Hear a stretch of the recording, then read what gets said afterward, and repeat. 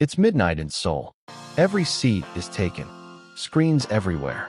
The specific sound of mechanical keyboards. And headphones leaking game audio. And someone ordering ramen. Without looking away from their monitor. The lighting is dim. The chairs are better than most offices. The internet is the fastest. In the country, nobody is here by accident. The student who just failed an exam. The office worker who missed a promotion. The couple who needed 2 hours, where nobody could reach them. The kid who just needed somewhere to be, until the first subway runs. You think, this is just a gaming cafe. It isn't. This is the digital version of everything Korea built, when the pressure got too high, and the formal spaces had nowhere left to put it. This is K-Logic Field Test. And today, we decode the PC bang protocol. Korea has approximately 10,000 PC bangs. For a country of 51 million people, this density is extraordinary, and it did not emerge from gaming culture alone. PC bangs existed in Korea before broadband was household standard, before smartphones, before the specific gaming titles that now define their use. They emerged in the late 1990s, during and immediately after the IMF financial crisis. The specific moment of maximum social pressure in modern Korean history, and they never went away. The standard explanation focuses on gaming, Korea's internationally dominant esports culture, the StarCraft generation that grew up in PC bangs, the specific infrastructure for competitive gaming that Korea built earlier and more completely than any other country. This explanation is accurate and insufficient. It explains why PC bangs became gaming spaces. It does not explain why they survived the smartphone era, why they remain packed at midnight on weekdays, why the demographic using them extends far beyond gamers to include students, office workers, and people who simply need somewhere to be that is not home and not the street. The PC bang survived because it performs the same social function as every other space in K-Logic's field test series. The Jimjilbang, the Pojamika, the convenience store, the Hanok. It is a pressure valve, a space where the Pali-Pali operating system continues to run at extraordinary speed, in fact, faster than almost anywhere else, but in a register where the social overhead of Korean professional and academic life is completely absent. No hierarchy to navigate, no Kimian to maintain, no nunchi required.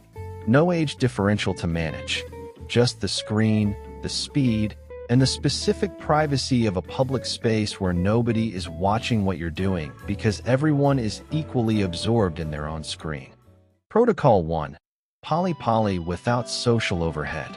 The PC bang is the purest expression of Pali-Pali in Korean urban life. And the reason it feels different from Pali-Pali everywhere else is that it strips the social overhead away entirely. In Korean professional and academic life, Pali-Pali operates inside a dense social architecture. The speed exists alongside the hierarchy, the Kimian calculations, the nunchi processing, the Kibin management. Every fast interaction in a Korean office or classroom carries simultaneous social weight. The content of what you're doing and the social meaning of how you're doing it, who's watching, what it signals about your position. In the PC bang, the social architecture disappears. The speed remains, if anything, intensifies. The internet is the fastest in Korea. The equipment is optimized for minimum latency. The entire physical environment is designed to support maximum digital velocity. But the social calculations that normally run alongside every Korean interaction are absent. Nobody in the PC bang is assessing your Kimian based on your gaming performance. Nobody is reading your nunchi. The hierarchy is not present in the room because nobody knows or cares who anyone else is in the system outside.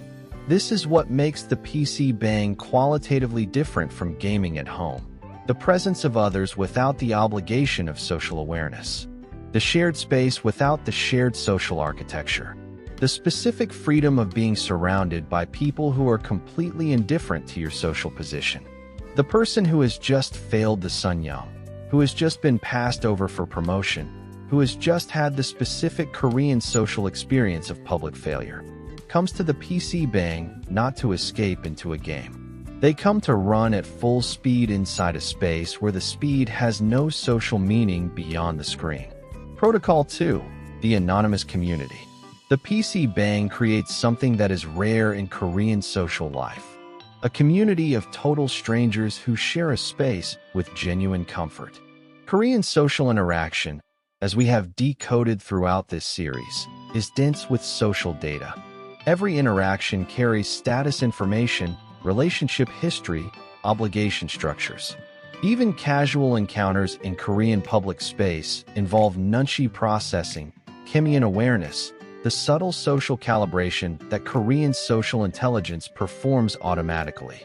The PC bang is the exception.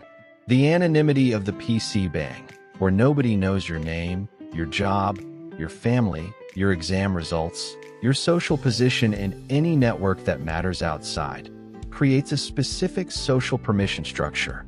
You can be nobody here, not in the nihilistic sense, but in the specifically liberating sense of a person temporarily released from the obligation to be someone whose social position is visible and accountable.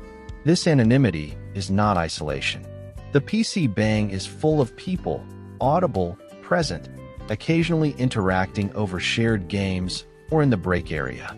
But the interaction is horizontal in a way that almost no Korean social space permits.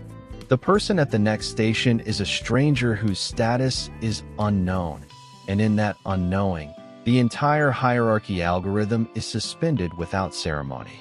This is the PC bang's most important social function, and the one that makes it irreplaceable even in an era of fast home internet. Not the internet speed, not the equipment quality, not the gaming titles. The specific social permission of being surrounded by people who do not know who you are in the system that normally defines you. If this field test is showing you the invisible social function running underneath Korean digital culture, subscribe to K-Logic. The screen is never just a screen. The system is always underneath. The PC bang completes the pattern that K-Logic has been mapping across the entire field test series. Every space Korea built for relief from its own social pressure. The Jimjilbang, the Pojangmaka, the convenience store, the Hanak, Bukshin, the PC bang, performs the same fundamental function through a different mechanism. The Jimjilbang removes status markers through the uniform. The Pojangmaka removes social obligation through anonymity and alcohol. The convenience store removes social overhead through minimal transaction. The Hanak removes Pali-Pali through architecture that cannot run at speed.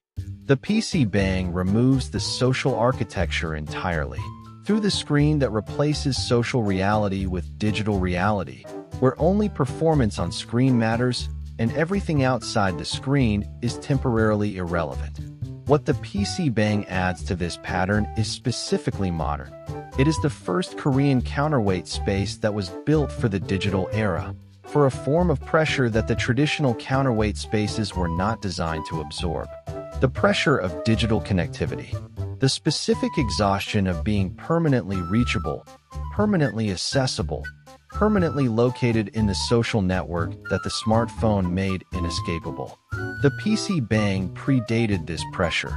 It was built for the IMF crisis, but it turns out to have been precisely suited for it. In the PC bang, your phone is in your pocket and nobody expects you to answer it.